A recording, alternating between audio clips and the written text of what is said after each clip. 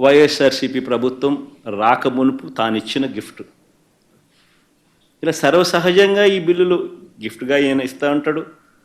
ఆ తర్వాత మేమే ఈ బిల్లులన్నీ కూడా కట్టడం జరుగుతుంది. అయితే దీన్ని కూడా ఆయన రాద్ధాంతం చేస్తాడు. ఏదో కొత్తగా బహుశా ఇన్ని వేల కోట్లు బహుశా ఏ ప్రభుత్వం బహుశా గిఫ్ట్గా ఇవ్వరు.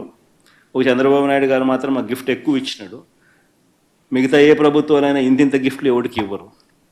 అయినా కానీ మేము చిరునవ్వుతోనే కట్టాం, దాని గురించి మేమేం కంప్లైంట్ ఏం చేయాల. ఇలా సర్వసాధారణంగా జరిగే విషయాన్ని కూడా భూతద్దంలో పెట్టి చూపించి ఏదో జరిగిపోతూ ఉంది, జరిగిపోయింది అనే భ్రాంతి కలిగించే కార్యక్రమం చంద్రబాబు నాయుడు గారు చేయడంలో దిట్ట. ఇక్కడే ఇంకో విషయం కూడా చెప్పాలి. 2014 నుంచి 19 మధ్య చంద్రబాబు నాయుడు గారి హయాంలో సాక్షాత్తు అక్షరాల 28,457 కోట్లు మేర ఆయన పరిమితికి మించి అప్పులు తీసుకున్నారు. పరిమితికి మించి అంటే ఎఫ్ఆర్బిఎం లిమిట్స్ ఏదైతే రాష్ట్ర ప్రభుత్వాలు హక్కుగా ఏదైతే బారో చేసుకునే కెపాసిటీ ఏదైతే ఉంటుందో ఆ బారో చేసుకునే సొమ్మును ఆ బారో చేసుకునే అప్పు కంటే కూడా చంద్రబాబు నాయుడు ఎక్సీడ్ అయి తాను బారో చేసిన అప్పు 28,457 కోట్ల రూపాయలు. ఇది కాగ్ రిపోర్ట్స్.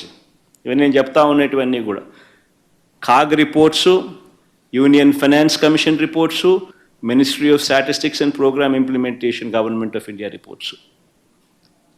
28,457 కోట్ల రూపాయలు చంద్రబాబు నాయుడు గారు తన 5 సంవత్సరాల పాలనలో ఎఫ్ఆర్బిఎం లిమిట్స్ దాటి తాను ఎక్సెస్గా బారో చేస్తే ఆ మేరకు మా ప్రభుత్వ హయాంలో ఆ అప్పులపై కోత పడింది. ఇన్ఫ్యాక్ట్ అది కూడా చంద్రబాబు నాయుడు చేసిన ఎక్సెస్ బారోయింగ్ మా మీద కోత కూడా పడింది.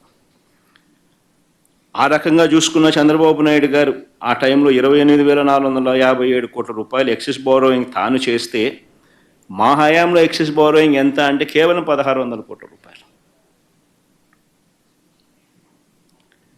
సో నేను అడుగుతా ఉన్నది ఒకటి, ఎవరు ఆర్థిక విధ్వంసకారుడో చెప్పడానికి ఈ డేటా అంతా కూడా కనిపిస్తూ ఉంది. ఎవరు క్రమశిక్షణతో నడిచారు, రాష్ట్ర ప్రభుత్వాన్ని నడిపించారు అని చెప్పడానికి ఈ డేటా అంతా కూడా చూస్తే ఎవరికైనా అర్థమవుతుంది. ఈ మనిషి ఇప్పుడు సూపర్ 6లు, సూపర్ 7లు ఇవన్నీ కూడా ఎగ్గొట్టడానికి ఈ మనిషి ఒక భూతం ఉన్నట్టుగా ప్రచారం చేసే కార్యక్రమాలు చేస్తూ ఉన్నాడు. వాస్తవం చెప్పాలనంటే చంద్రబాబు నాయుడు గారి హయాంలో కోవిడ్ లాంటి మహమ్మారి ఎప్పుడూ లేదు. 2 సంవత్సరాలు కోవిడ్ లాంటి మహమ్మారి వైఎస్ఆర్సీపీ ప్రభుత్వం అధికారంలోకి వచ్చిన తర్వాత మా ప్రభుత్వం హయాంలో కోవిడ్ లాంటి మహమ్మారిని చూసాం. ఎప్పుడు చూడాల. రాష్ట్రానికి సంబంధించిన వనరులు తగ్గిపోయిన పరిస్థితి, అనుకోని ఖర్చులు పెరిగిన పరిస్థితులు, ఒక విచిత్రమైన పరిస్థితి. దేశంలో కాదు ప్రపంచంలోనే ఎప్పుడు చూడని కోవిడ్ లాంటి మహమ్మారి 2 సంవత్సరాలు రాష్ట్రాన్ని బట్టి పీడించింది, దేశాన్ని బట్టి పీడించింది, ప్రపంచాన్ని బట్టి పీడించింది. అయినప్పటికీ కూడా చంద్రబాబు నాయుడు గారి హయాంలో వర్సెస్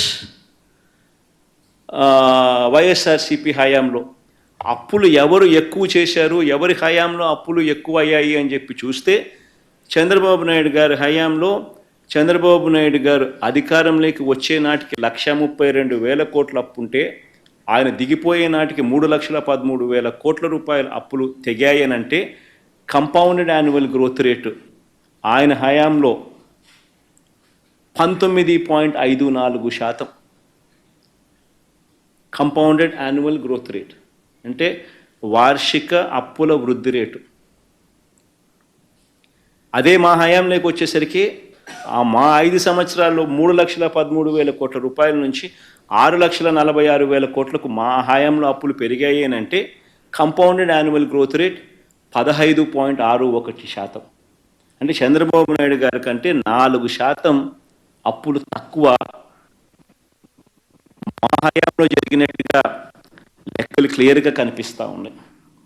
అంటే ఎవరు ఆర్థిక విధ్వంసకారుడు అన్నదానికి ఇవన్నీ లెక్కలే సాక్ష్యం.